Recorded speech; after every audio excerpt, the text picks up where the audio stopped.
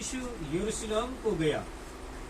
यरूशलेम में भेड़ फाटक के पास एक कुंड है जो इब्रानी भाषा में बेतसदा कहलाता है। उनके 5 ओसारे हैं, इनमें बहुत से बीमार, अंधे, लंगड़े और सूखे अंग वाले पानी हिलने की आशा में पड़े रहते थे, क्योंकि नियुक्त समय पर परमेश्वर के स्वर्गदूत कुंड में उतरकर पानी को हिलाया करते थे। पानी हिलते ही जो कोई पहले उतरता वो चंगा हो जाता था, चाहे उसकी कोई भी बीमारी क्यों न हो। वहां एक मनुष्य था जो 38 वर्ष से बीमारी में पड़ा था। यीशु ने उससे पड़ा हुआ देखकर और यह जानकर कि वो बहुत दिनों से इस दशा में पड़ा है, उससे पूछा, क्या तू चंगा होना चाहता है? उस बीमार ने उसको उत्तर दिया, हे प्रभु, मेरे पास कोई मनुष्य नहीं कि जब पानी हिलाए जाए तो मुझे कुंड में उतारे, परंतु मेरे पहुंचते पहुंचते दूसरा मुझसे पहले उतर जाता है। यीशु ने उससे कहा, उठ, अपनी खाट उठा और चल फिर। वह मनुष्य तुरंत चंगा हो गया और अपनी खाट उठाकर चलने फिरने लगा। जी है, परमेश्वर के वचन में हम यहाँ पर देखते हैं प्रियो कि चंगाई देने के लिए बीमार शरीरों में परमेश्वर की बहुत बड़ी इच्छा है। जब कोई बीमार हो जाता है तो प्रभु चाहता है वो चंगाई को पाए। और इज़राइल में हम देखते हैं बेतसदा कुंड था, वहाँ एक पानी का कुंड था। स्वर्गदूत उतर के उस पानी को हिलाते थे और जो कोई पहले उतरता था वो चंगा हो जाता था। इसका मतलब ये है कि स्वर्गदूत परमेश्वर की उपस्थिति में रहते थे और वो सामर्थ ट्रांसफर होती थी, उनके हाथ से ट्रांसफर होती थी, एंजल के हाथ से, और उस पावर में जो पहले उतरता हील हो जाता था। तो परमेश्वर की बड़ी इच्छा रहती है कि बीमार शरीरों को चंगाई प्रदान करे, लेकिन हमें प्रभु के सिंहासन को पकड़े रहना है, प्रभु के पांव को पकड़े रहना है, प्रभु की नजदीकता को पकड़े रहना है, क्योंकि सारी चंगाई का स्रोत और दाता वही है। और हम एक रिजल्ट को जरूर पाएंगे, एक बहुत अच्छे रिजल्ट को, एक बहुत अच्छे दया को, अनुग्रह को हम जरूर पाएंगे।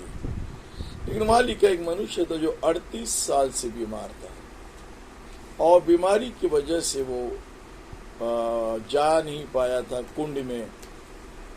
और अचानक प्रभु यीशु आया, बोले, क्या तू चंगा होना चाहता है?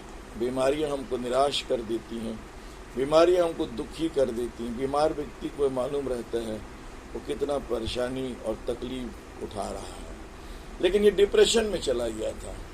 38 ईयर से लगातार पढ़ी।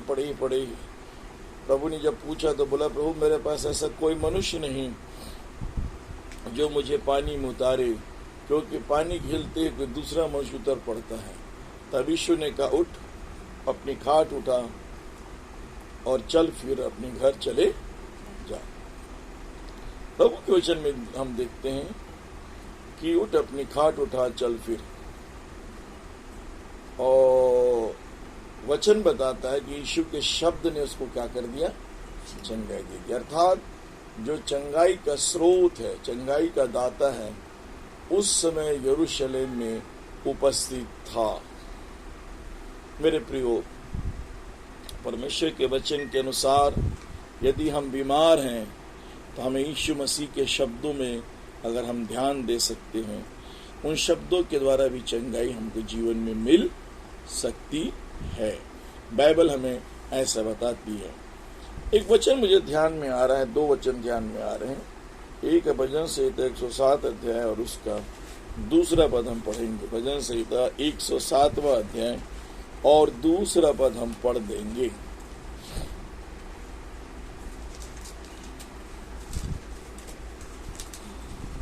यहोवा के छुड़ाए हुए ऐसा ही कहे जिन्हें उसने, भजन संहिता 107 अध्याय 20वां पद, 107 अध्याय 20। वह अपने वचन के द्वारा उनको चंगा करता वह अपने वचन के द्वारा उनको चंगा करता है, और जिस गड्ढे में पड़े हैं उससे बाहर वचन को मांगना हमें सीखना होगा। चंगाई की सेवा में एक बहुत बड़ी आशीष है कि प्रभु अपने वचन के द्वारा हमारे बीमार व्यक्ति के लिए कोई प्रकाशन दे, क्योंकि प्रभु यीशु मसीह शब्दों के द्वारा चंगा किए। किसके द्वारा चंगा किए?